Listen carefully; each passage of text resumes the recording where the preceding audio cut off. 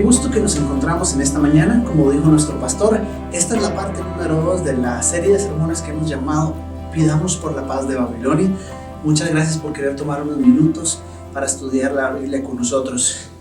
Si usted no estuvo con nosotros la semana pasada, bueno, esta es la parte número 2, pero le tengo dos buenas noticias.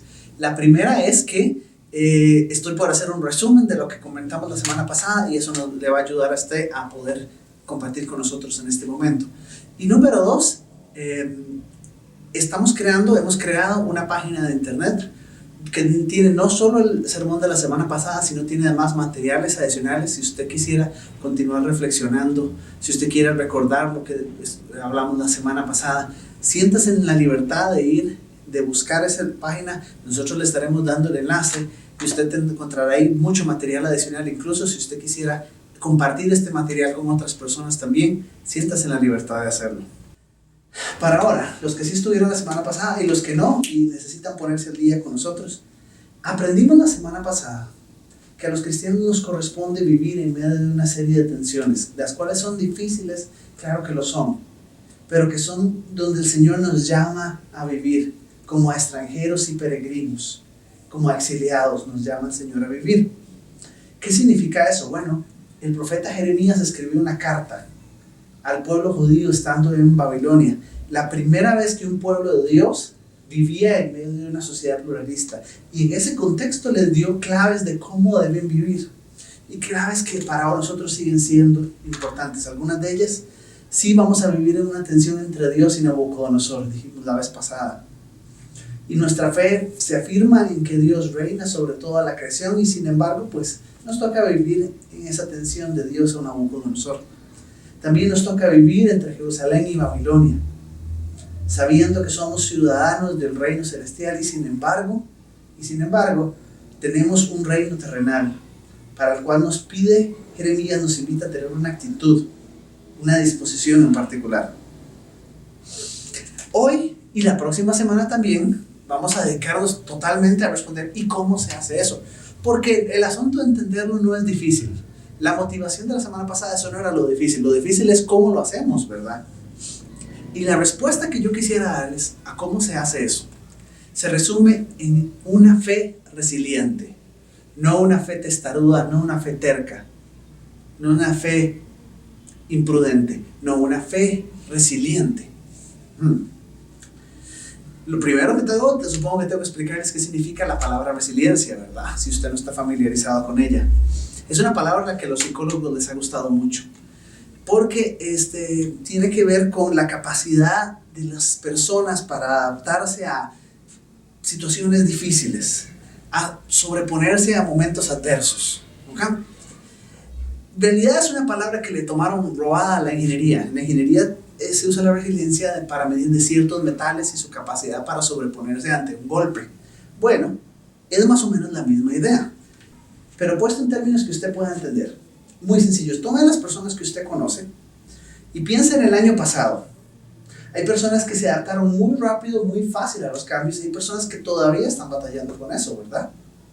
Hay personas que ya vamos a salir de la pandemia y nunca lograron adaptarse a ciertos cambios. Bueno, eso en sí es la resiliencia, en una manera muy sencilla. Hay personas que, por ejemplo, cuando su situación económica se puso difícil, se amarraron la faja y usted los vio continuar hacia adelante. Hay otras personas que usted las ve que constantemente están necesitando ayuda, que no logran salir adelante en su parte económica. Hay personas que aprendieron a usar la tecnología aun cuando eso no es algo que a ellos les fascine o les llame la atención. La necesidad les hizo aprender. Hay otros que ni con necesidad, ni sin necesidad, ni de ninguna manera quieren aprender a usar la tecnología. Hay otros que rápidamente lograron hacer cosas diferentes. El año pasado, emprendimientos, desarrollaron pasatiempos. Y hay otros que un año después, básicamente, muy poco lograron, muy poco hicieron el año pasado. Incluso aquí en la iglesia, hay algunos que rápidamente aprendieron lo que significaba una iglesia en línea y se acostumbraron a ella y sacaron lo mejor que pueden de ella. Hay otros que, pues, claro, nunca lo han logrado y gracias al Señor, pues, pronto ya estamos para regresar y poder retomar mucho de lo que es presencial. Así que, la pregunta, ¿quién es un modelo de resiliencia en muchos aspectos? pero particularmente de una resiliencia espiritual, si quisiéramos llamarla, o como les decía, de una fe resiliente en la Biblia. ¿Quién en la Biblia podría hacer eso? Bueno, la semana pasada les dije de dos personas que vamos a estar estudiando que responden muy bien a esa pregunta: ¿cómo se vive en un contexto como este? El primero de ellos es Daniel, y quisiera que comencemos nuestra lectura del libro de Daniel esta mañana en el capítulo 9, porque ahí hay un enlace excelente que nos ayuda a poner todo esto junto. Dice Daniel capítulo 9, versículos del 1 al 3. Darío, hijo de Asuero, que era de la nación de los Medos, llegó a ser rey de los caldeos. En el primer año de su reinado, yo, Daniel, logré entender en los escritos el número de años que el Señor había anunciado al profeta Jeremías. La desolación de Jerusalén habría de durar 70 años. Volví entonces mi rostro a mi Dios y Señor para pedir su ayuda con oración y ruego. Me puse a ayunar y me cubrí con cilicio y de ceniza. ¿Ese es exactamente el texto que leímos la semana pasada, al que Daniel está haciendo referencia aquí? No lo sé, yo tengo buenas razones para creer que sí. No lo puedo afirmar al 100%, pero tengo muy buenas razones para creer que sí. Así que Daniel leyó este texto, digamos que sí, o aun cuando no lo hubiera leído, aquellos que conocemos su historia podemos decir, entendió lo que había detrás de este texto que estudiamos la semana pasada. Y lo haríamos muy bien nosotros entonces extraer cómo fue que lo hizo, cómo fue que lo aplicó en su vida y en su situación. Ahora, para lograr hacer eso deberíamos conocer todo el libro de Daniel, y por supuesto el tiempo aquí es muy limitado para pretender que vamos a leerlo todo. Así que vamos a hacer dos cosas. Número uno, yo voy a confiar que muchos de ustedes ojalá algo conocen acerca de este libro de Daniel, pero también voy a dejar en la descripción de este video un enlace a un excelente resumen del libro de Daniel, de qué trata el libro de Daniel de inicio a fin, que yo le motivaría que si usted puede hacer en este momento una pausa, tiene suficiente tiempo, ver ese video, después quiere continuar escuchando, eso sería maravilloso. Pero si usted se siente seguro, confiado en su memoria, confía en ella, permítame entonces responder a la pregunta que nos está guiando a través del libro de Daniel. Una vez más, la pregunta: ¿cómo supo vivir Daniel conforme a Jeremías 29? O, si es más práctico para usted, ¿cómo Daniel puso en práctica su fe resiliente? ¿Okay? Tres respuestas yo quisiera ponerlas. Tres maneras de las que Daniel responde esto. Número uno, con rebeldía inteligente. Dice Daniel capítulo 1, versículos del 1 al 5. En el año tercero del reinado de Joacim, rey de Judá, el rey Nabucodonosor de Babilonia vino a Jerusalén y la sitió. Y el Señor permitió que el rey Joacim cayera en manos de Nabucodonosor. Saltemos al verso 13. Además, el rey Nabucodonosor dio órdenes a Aspenaz, jefe de los eunucos, de que se llevara a algunos israelitas pertenecientes a la familia real. Debían ser jóvenes bien parecidos y sin defectos físicos, capacitados en todo conocimiento, inteligentes y capaces de aprender, y con las cualidades suficientes para estar en el palacio del rey. A estos Aspenaz debía enseñarles la escritura y la lengua de los caldeos. Para su alimentación diaria, el rey señaló provisiones de su propia comida y de su propio vino. Su educación duraría 3 años, al cabo de los cuales serían presentados ante el rey. Yo confío en que usted recuerda lo que sigue entonces. Y Daniel propuso en su corazón no contaminarse con esta comida ni con el vino del rey. Él y sus amigos tuvieron esta idea. Pidieron al encargado de los eunucos hacer esta prueba por 1 semana solamente, que se les diera a ellos una comida aparte más saludable. Y al cabo del tiempo que se les comparara con los demás. Y cuando hicieron la comparación, no solo su semblante, no solo ellos se veían mejor, sino que eran más capaces de responder a las preguntas, a los retos, a toda la educación que estaban teniendo. Ahora, siempre que hemos hablado de esta historia, bueno, digamos casi siempre, hacemos énfasis en lo que Daniel se revela.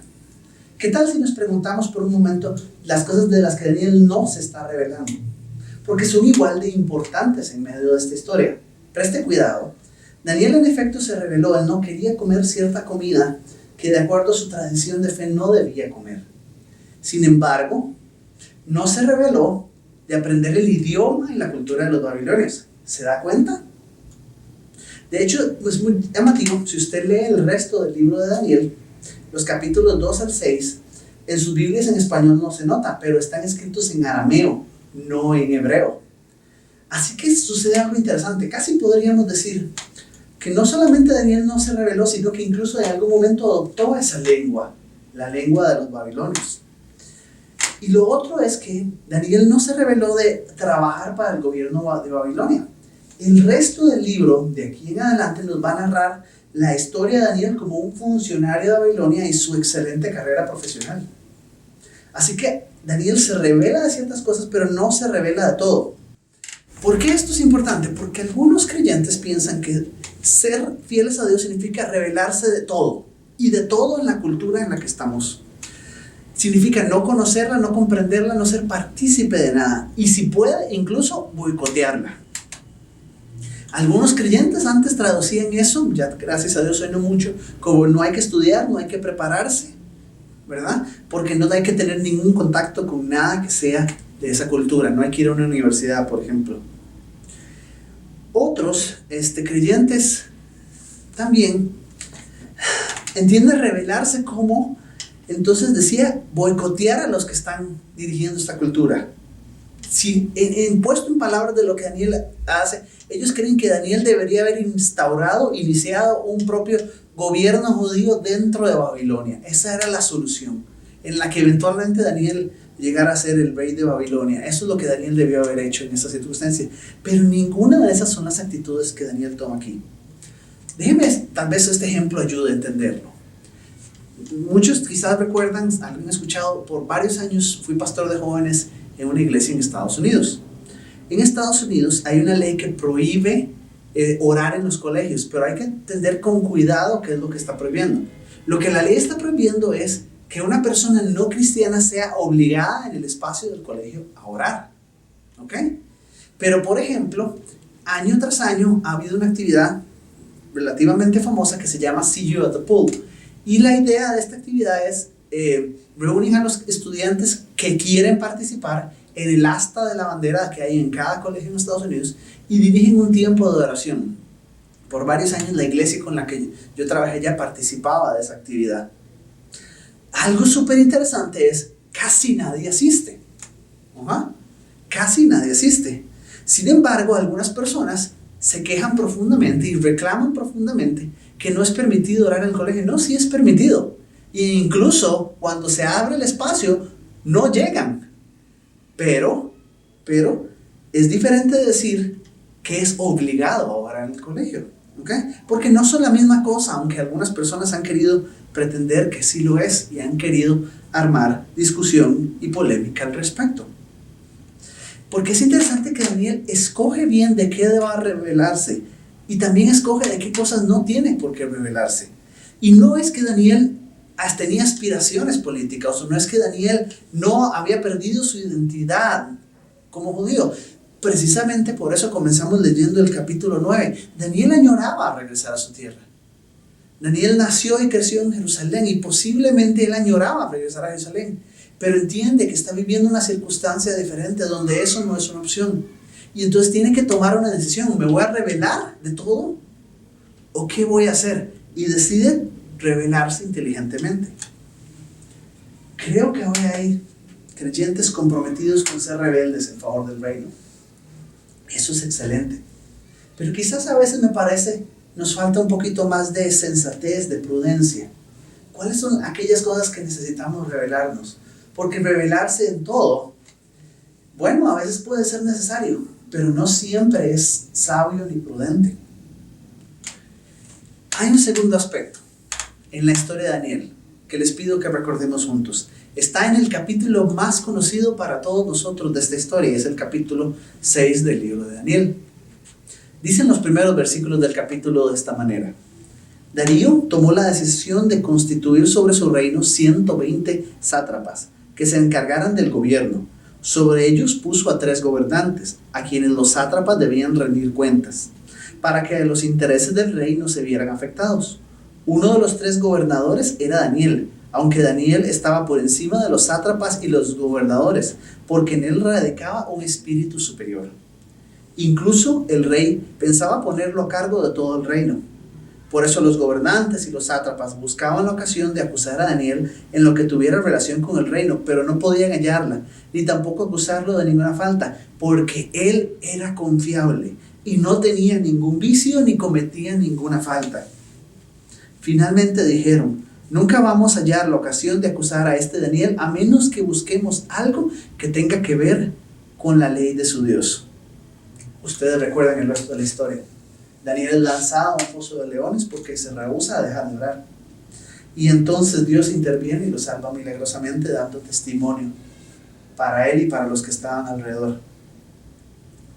Pero esta frase, como le decía, quizás tenemos que examinarla otra vez. Porque siempre que leemos esta historia, muy conocida, ponemos el énfasis en lo que Daniel se revela. Él continuó orando, a pesar de que todos le decían que debía frenar. Él fue valiente y continuó orando. Él no se atemorizó y fue fiel al Señor, lo cual es cierto.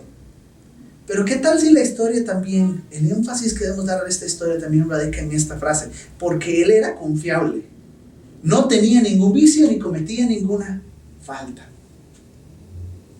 ¿Qué tal si esa es la moraleja de la historia? Y desafortunadamente ahí es donde creo que esta historia a veces pone el dedo en la llaga, ¿no? Porque lamentablemente hoy son muchas las personas en nuestra América Latina que se llaman cristianos y desafortunadamente se les puede reclamar muchas cosas. Ojalá la fe y su fidelidad a Jesucristo fuera lo único que se les reclamara, y sin embargo se les reclaman muchas cosas, y muchas veces entre más sobresalen empresarios cristianos, celebridades cristianas, políticos cristianos, más y más se complica la discusión. Pero aquí tenemos una persona que sobresalía, pero nunca se complicó la discusión respecto a quién era él y lo que él hacía. Tal era su integridad. La música cristiana que nosotros cantamos en la iglesia, en realidad es música sencilla a nivel de la música, de la teoría musical, de la armonización, de las cosas que usa. Y tiene una razón de ser. La razón es que es música para el pueblo de Dios, que todo el mundo pueda cantarla, que todo el mundo pueda tocarla, incluso o sea sencillo tocarla. Eso es algo que debemos estar agradecidos. Hace unos años un amigo me contó esta historia de un bajista cristiano que era tan bueno, pero tan bueno, que no solamente tocaba cualquier canción esta, sino cualquiera. Era sorprendente. Y producto de eso, se le fueron abriendo puertas y fue invitado a tocar en montones de lugares, muchas veces incluso no cristianos, pero él, cada vez que había una canción que por motivos de su fe no quería tocar, no importa si era medio concierto, él dejaba su bajo ahí y salía del escenario. Cuando acababa la canción regresaba. Pero era tan bueno que aún así lo seguían invitando. Qué maravilloso sería si los cristianos son tan excelentes en su profesión, tan responsables, tan cumplidos, que aún si nuestra fe incomoda a alguien, tengan que decir: bueno, pero es que lo necesitamos en esta empresa, pero es que lo que él nos aporta es tan valioso que no podríamos sin él. Qué bueno sería que los cristianos fueran tan sobresalientes en los que hacen, que lo único que moleste acerca de ellos es su fe. Y qué triste que ese no siempre ha sido el caso. Una tercera cosa ocurre en este libro, una tercera guía de cómo Daniel vive su fe resiliente. Está en el mismo capítulo, pero en el verso 10. Y cuando Daniel supo que el edicto había sido firmado, entró en su casa, abrió las ventanas de su alcoba que daban hacia Jerusalén y 3 veces al día se arrodillaba y oraba a su Dios, dándole gracias como acostumbraba a hacerlo. Es interesante la gramática en este versículo porque nos dice lo que Daniel está haciendo en ese momento, pero tiene que devolverse a explicarnos. Y esto que Daniel está haciendo es una consecuencia de quién Daniel es y de lo que Daniel hace toda su vida, su costumbre, su disciplina. ¿Okay? Desafortunadamente no tengo que explicarles mucho acerca de si usted es un cristiano disciplinado o no, porque usted lo sabe en este momento. Después de una experiencia, un año como el que acabamos de concluir, usted lo sabe si usted es un cristiano disciplinado o no. Si usted ha pasado muchísimas semanas sin buscar congregarse, sin buscar estudiar la Biblia con otras personas, tengo que contarle que posiblemente usted no es un cristiano muy disciplinado.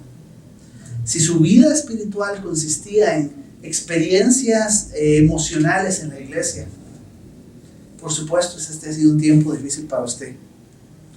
Y no puedo decirle más que esto, que la vida espiritual vivida con disciplina, con una disciplina gozosa, es maravillosa. Que la espiritualidad no es símbolo de tristeza, pero aquellos, Daniel entre ellos, que han descubierto el gozo de la vida de oración, no necesitan sentir el compromiso, tienen la costumbre, tienen un anhelo incluso por hacerlo. Buscan esos espacios profundamente, aun cuando las circunstancias a su alrededor lo hagan a veces difícil. Porque la vida disciplinada, vivida con gozo en la fe, esa combinación es maravillosa. Y si se puede, simplemente nuestra cultura y nuestras circunstancias a veces la quieren poner un poquito difícil.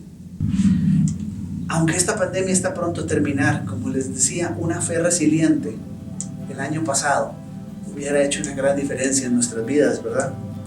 Pero temo, hermanos, y creo con seguridad que en los años por venir será aún más necesaria una fe resiliente, por muchas razones.